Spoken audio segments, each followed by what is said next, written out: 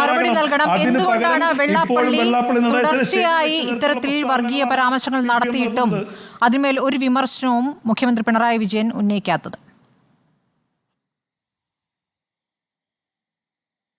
അല്ല, അനൂപ് ആ പറയുന്നതിൽ എന്തെങ്കിലും ആത്മാർത്ഥതയുണ്ടോ ആ വാദത്തിന്? കാരണം 2 ദിവസം മുമ്പാണല്ലോ 16-ാം തീയതി തുടങ്ങിയ 5 ദിവസത്തെ CPM നേതൃയോഗങ്ങൾ സമാപിച്ചു. അതിനുശേഷം ഉച്ചയ്ക്ക് 2:30 കഴിഞ്ഞപ്പോൾ ഗോവിന്ദൻ മാഷ് പത്രസമ്മേളനം നടത്തി. ആ വാർത്താ സമ്മേളനത്തിൽ അദ്ദേഹം എന്താണ് പറഞ്ഞത്? വെള്ളാപ്പള്ളിയെ പേരെടുത്തല്ലേ വിമർശിച്ചത്? വെള്ളാപ്പള്ളിക്ക് BJPയുടെ മനസ്സാണ് എന്ന് തുറന്ന് പറഞ്ഞത് ആ മാധ്യമ സമ്മേളനത്തിൽ തന്നെയല്ലേ ഗോവിന്ദൻ മാഷ് പറഞ്ഞത്?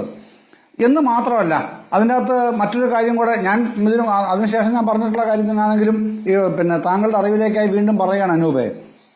ഒരു പ്രത്യേകതയായിട്ട് ഞാൻ കണ്ടത്, ഇതുവരെയുള്ള ഒരു ഇടത് ഗവൺമെന്റുകളുടെ മുമ്പാകെയും ഒരു സമുദായ നേതാവും ഇത്തരത്തിലുള്ള ബാർഗെയിനിങ് പൊളിറ്റിക്സ് ഇറക്കാൻ ധൈര്യപ്പെട്ടിട്ടില്ല. പക്ഷേ ഇത്തവണ അതിന് ധൈര്യപ്പെട്ടിരിക്കുന്നു വെള്ളാപ്പള്ളി നടേശൻ.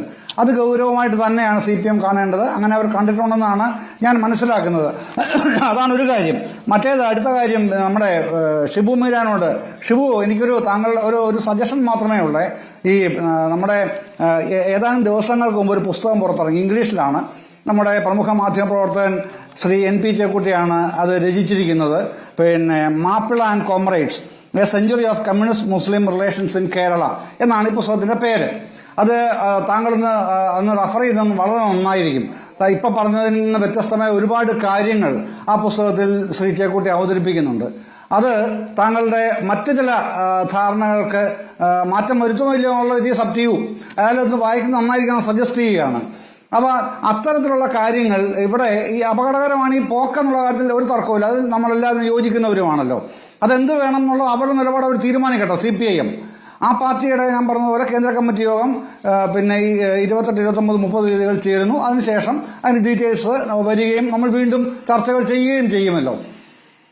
ശരി, താങ്കൾക്ക് മറുപടി നൽകാം ഷിബു മീരാൻ. തീർച്ചയായും മാഷെ, ഞാൻ പറഞ്ഞല്ലോ, ഞങ്ങള് ഇടതുപക്ഷവുമായി സഹകരിച്ച ഒരു ഭൂതകാലത്ത് ഞങ്ങൾ EMSന്റെ പാർട്ടിയുമായി കൂടുന്നവരാണ്. സാമ്രാജ്യത്വത്തിനെതിരെ, ജന്മിത്വത്തിനെതിരെ ഈ നാട്ടിൽ ഇടതുപക്ഷം നടത്തിയിട്ടുള്ള സമരങ്ങളുടെ കൂടെ മുഴുവൻ ഞങ്ങൾ നിന്നിട്ടുണ്ട്. പക്ഷെ ആ ഭൂതകാലം ഓർത്തിട്ട് പ്രഭാത ഭക്ഷണത്തിന് നവകേരള സദസ്സിലെ പൗരപ്രമുഖന്മാരെ വിളിച്ച് കൂടെ ഇരുത്തുന്ന കേരളത്തിന്റെ മുഖ്യമന്ത്രി പിണറായി വിജയന്റെ കൂടെ നിൽക്കണമെന്ന് ഞങ്ങളോട് പറയാവോ? ഞങ്ങൾ പിണറായി വിജയൻ നേതൃത്വം കൊടുക്കുന്ന പാർട്ടിയെ യഥാർത്ഥ ഇടതുപക്ഷമായിട്ട് കാണുന്നില്ലെന്ന്. അവിടെ എന്താണ് ബൽക്കിസ് ബാനുവിന്റെ കേസിലെ പ്രതികളെ ആസാദി കാ അമൃത് മഹോത്സവിന്റെ ആഘോഷത്തിന്റെ പേരിൽ നരേന്ദ്രമോദി തുറന്നു വിടുമ്പോ ഈ കേരളത്തിൽ ആസാദി കാ അമൃത് മഹോത്സവിന്റെ പേരിൽ TP ചന്ദ്രശേഖരനെ വെട്ടിക്കൊന്ന് കൊലപ്പെടുത്തിയ കേസിലെ പ്രതികളെ തുറന്നു വിടാൻ ജയിൽ സൂപ്രണ്ടിനെ ഒത്താശ ചെയ്യുന്ന പിണറായി വിജയനല്ല, ഞങ്ങൾ TP ആണ് ഇടതുപക്ഷമായി കാണുന്നത്. ഞങ്ങൾ ഇപ്പോഴും ഇടതുപക്ഷത്ത് തന്നെയാണ്. ഈ ഇടതുപക്ഷം എന്ന പേരിൽ പിണറായി വിജയൻ കെട്ടുകാടുന്ന ഈ CPMന്റെ ലെഫ്റ്റ് ഒളിഗാർക്കിയുടെ കൂടെ നിൽക്കാൻ ഞങ്ങൾക്ക് കഴിയില്ല എന്ന് ഞങ്ങൾ പറഞ്ഞിട്ടുള്ളൂ. അല്ലാതെ ലെഫ്റ്റിന്റെ പൊളിറ്റിക്സിനെ ഒന്നും ഞങ്ങൾ നിരാകരിക്കുന്നില്ല. ശരി, നമ്മുടെ സമയം അവസാനിക്കുകയാണ്. വളരെ നന്ദി. ഞങ്ങൾ ഇപ്പോഴും ലെഫ്റ്റ് ആണ്. We are still left. ശരി, വളരെ നന്ദി ചർച്ചയിൽ പങ്കെടുത്ത എല്ലാവർക്കും. ഇനി